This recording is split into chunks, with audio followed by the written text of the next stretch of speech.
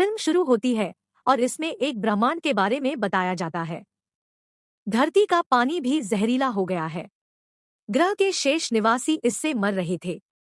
बाद में वह वहां लोगों के कटे हुए सिर देखता है, वे भयानक थे। बाद में वह एक ऐसे स्थान पर जाता है जहां लोग एक दूसरे के साथ अपने सामान का आदान प्रदान करते हैं। बाजार में कुछ ताकतवर लोग हाथ में पिन लगाकर लड़ रहे थे, वे बाजूबंद पहलवान कहलाते हैं। उनमें से फ्रेडरिक नाम का एक आदमी है। लड़का उस दुकान पर पहुंचता है और दुकानदार को कुछ सामान देता है। वह उसे एक पेन भी देता है जो उसे कूड़ेदान में मिला था। लड़का उस टर्बो राइडर किताब में एक सुपर हीरो के चरित्र का बहुत बड़ा प्रशंसक था और उनके जैसा बनना चाहता है। इस बीच एक आदमी फ्रेडरिक के पास आता है और उसे सूचित करता है कि हमारा एक आदमी गायब हो गया है। वह कोई और नहीं बल्कि फ्रेडरिक का भाई था। उसे शहर के नेता ने गिरफ्तार कर लिया जिसने फ्रेडरिक के भाई की बेरहमी से हत्या कर दी थी। उधर जिस लड़के को टर्बो सवार की किताब मिली, वह झूले पर बैठकर बड़े मजे से किताब पढ़ रहा था।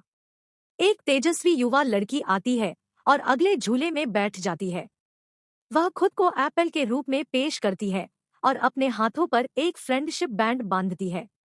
बाद में जब वह उसे एक लाश के साथ बात करते हुए देखता है, वह काफी डर जाता है और वहां से चला जाता है।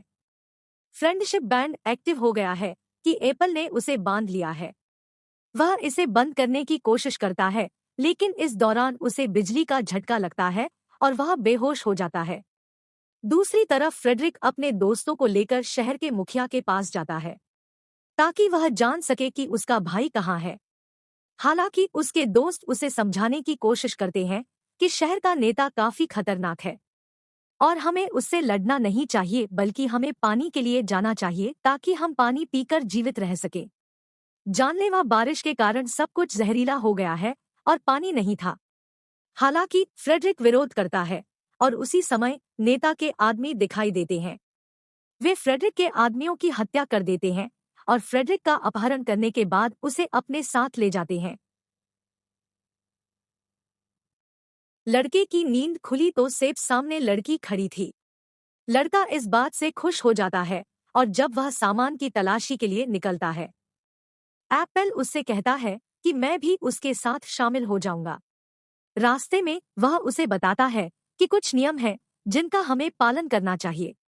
सबसे पहले हमें हमेशा अपने साथ पानी की बोतल रखनी चाहिए। दूसरे, हम कभी भी डेंजर जोन में नहीं जाएंगे और हमें खतरनाक लोगों से दूर रहना चाहिए। यह अजीब लगता है। दूसरी तरफ फ्रेडरिक काफी उग्र हो जाता है और शहर के नेता के आदमियों पर हमला करता है और नेता पर हमला भी करता है। इसी बीच एक नेता का आदमी फ्रेडरिक का हाथ काट देता है। उधर लड़का एप्पल से पूछता है, आप कहाँ से हैं? लेकिन लड़का उसे मना कर देता है क्योंकि वह एक खतरनाक इलाका था। लड़का वहां से भागता है लेकिन वह आदमी अब उसका पीछा कर रहा था। दौड़ते समय वह गलती से एक तहखाने में गिर जाता है जो कि एक अंतरिक्ष यान था। जब वह इसे चालू करता है तो उसे पता चलता है कि उसके टर्बो सवार का नायक वास्तव में वहां पहुंचा था, लेकिन असफल रहा और मारा गया। बाद में टर्बो किड सूट पहनकर बाहर आता है। वह उस आदमी से पूछता है जो उसका पीछा कर रहा था, सेब कहाँ है? लेकिन आदमी अजीब लगता है, वह उसे कोई जवाब नहीं देता है और टर्बो बच्चे पर हमला करता है। हालांकि उस सूट में कुछ ऊर्जा थी, उसने उससे विस्फोट किया और उस आदमी की हत्या कर दी। सेब भी वहीं लाया गया था जहां फ्रेडरिक का भाई मारा गया था। नगर का मुखिया लोगों को मारने के बाद उनके शरीर के अंगों को पीसता था। वह उनके शरीर के अंगों से पानी निकालता है। यही कारण था कि नगरवासी एक एक कर यहाँ से गायब होते जा रहे थे। टर्बो बच्चा वहां आता है, वह नेता को बताता है, मैं टर्बो राइडर हूँ, एक सुपर हीरो, मेरे दोस्त एप्पल को तुरंत मुक्त करें। यदि आप एक महानायक हैं तो मुझे अपनी शक्तियां दिखाएं। वह हमला करने की कोशिश करता है लेकिन सूट की बैटरी कम हो गई है, इस कारण वह उस पर हमला नहीं कर सका। उसे उस स्थान पर ले जाया गया जहां एप्पल और फ्रेडरिक को रखा गया था। फ्रेडरिक उनसे कहता है कि हमें उनके साथ मिलकर लड़ना चाहिए। टर्बो बच्चा शहर के नेता से उन सभी लोगों को मुक्त करने के लिए कहता है जिन्हें उसने अगवा किया है। लेकिन नेता इस बात को साफ तौर पर खारिज कर देता है और इसके बदले में वह एप्पल पर फायर करता है। इस बीच शहर के नेता का एक आदमी आता है और टर्बो बच्चे को पकड़ लेता है।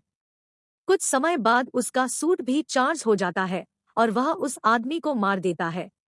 वह नेता को मारने की कोशिश करता है, लेकिन उसका आदमी आ जाता है और उसका निशाना चूक जाता है और यह एक गैस पाइप से टकराता है और परिणामस्वरूप एक बड़ा विस्फोट होता है। इसका फायदा उठाकर एप्पल, फ्रेडरिक और टर्बो किड वहां से निकल जाते हैं। शहर का नेता चिढ़ जाता है और किसी भी कीमत पर टर्बो बच्चे को लाने का आदेश देता है। उधर टर्बो किड बॉय एप्पल को देखकर काफी चौंक गया, क्योंकि गोली लगने के बावजूद वह बाल बाल बची थी। इससे पता चलता है कि वह एक रोबोट है और यह देखकर वह डर जाता है। वह उससे पूछता है, क्या आप अन्य रोबोटों की तरह खतरनाक है? वह कहती है, नहीं, मैं दोस्ती के लिए बनी हूँ। उस गोली की वजह से जो एप्पल को लगी थी, उसका बायोइलेक्ट्रिकल मीटर गिर रहा था। वो धीरे धीरे मर रही थी और लड़का फिर उस दुकानदार के पास जाता है।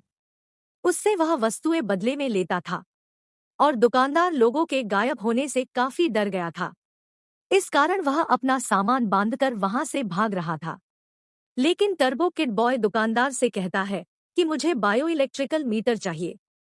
वह उसे एक ऐसी जगह के बारे में बताता है जहां जाने के बाद आपको यह मीटर मिल जाएगा। दुकानदार का अपहरण करने के बाद नेता का एक आदमी उसे अपने शहर के नेता के पास ले जाता है। वह उससे सेब और लड़के के बारे में पूछता है। वह उसे धमकी देता है, यदि तुमने मुझे उनके बारे में नहीं बताया तो मैं तुम्हारी आंतें बाहर निकाल दूंगा। यह सुनकर वह डर जाता है और सेब और लड़के के बारे में बताता है। इसके बावजूद नेता उसे मार डालता है। जब एप्पल और लड़के को यह पता चलता है तो वे वहां से भाग जाते हैं। वे एक मृत अंत पर आ गए हैं। उनके पास आगे बढ़ने का कोई दूसरा रास्ता नहीं है। यहाँ टर्बो बच्चा अपनी शक्तियों का उपयोग करता है और शहर के सभी नेताओं के आदमियों को एक एक करके मारता है। लेकिन एक आदमी सेब पर हमला करता है जिसमें उसका सिर अलग हो जाता है। लड़का एप्पल का सिर पकड़कर डेंजर जोन में पहुंच जाता है। वह उस जगह पहुंचे जहां रोबोट के कई शव रखे गए थे। वह एक रोबोट का शरीर रखता है और एप्पल के सिर को जोड़ता है और वह बेहोश हो जाता है। वहां से हमें इस लड़के के बचपन का दृश्य दिखाई देता है। नगर का मुखिया अपने माता पिता के पास आया और उनसे पानी मांगा। जब वह देखता है कि इस लड़के के माता पिता के पास बहुत पानी है तो वह उन्हें धमकी देता है। वह कहता है कि मेरी अनुमति के बिना तुम यहाँ कुछ नहीं कर सकते। यह मेरी जमीन है। इस कस्बे के नेता ने टर्बो बच्चे के माता पिता को मार डाला था। यह लड़का बचपन में छुप छुप कर यह सब देख रहा था और वह काफी डर गया था। वह अपनी साइकिल लेकर वहां से चला जाता है। हम वर्तमान दृश्य में आते हैं। जब वह उठता है तो देखता है कि फ्रेडरिक ने उसे बचाकर मृत क्षेत्र से बाहर निकाल लिया है। उधर एप्पल भी जाग जाती है और खुद को दूसरी ड्रेस में देखकर खुश हो जाती है। फ्रेडरिक और लड़का आगे बढ़ने पर खुद को शहर के नेता के आदमियों से घिरा हुआ देखते हैं। दोनों ने बहादुरी से उनका सामना किया और एक एक करके उन्हें मार गिराया। एक महिला टर्बो बच्चे को मारने वाली थी, लेकिन इसी बीच एप्पल आ जाता है। वह महिला को मार देती है और इसके साथ ही वह टर्बो बच्चे को अपना एयर ब्लास्टर देती है। शहर के नेता ने वहां एप्पल और फ्रेडरिक को गोली मार दी। इसके अतिरिक्त वह टर्बो बच्चे को गोली मारता है, लेकिन वह उसके सामने खड़ा होता है। क्योंकि उसकी जेब में एक बक्सा था, इसलिए गोली उसे नहीं लगी। वह अपने एयर ब्लास्टर से नेता पर हमला करता है और एक एक करके उसके आदमियों को मारता है। सेब फिर से जागा और दोनों यह मानकर काफी खुश थे कि सब ठीक हो गया है। इस बीच नेता जाग गया। वह भी एक रोबोट था, अच्छा नहीं बल्कि एक दुष्ट रोबोट था। यहाँ तक कि इस रोबोट ने इसे बनाने वाले शख्स की भी जान ले ली है। वह अपने लेजर बीम से टर्बो बच्चे पर हमला करता है। टर्बो बच्चा उस पर मिसाइल फेंकता है और अपने टर्बो ब्लास्टर से हमला करता है और रोबोट वहीं मर जाता है। सेब बीम के सामने आता है जो टर्बो किड के पास आ रहा था। धमाके की वजह से जमीन से पानी निकलने लगता है। पानी काफी साफ और पीने योग्य था। इसी बीच एप्पल की वहीं मौत हो जाती है। टर्बो बच्चा काफी परेशान हो जाता है और रोने लगता है। फिल्म इसी के साथ समाप्त होती है।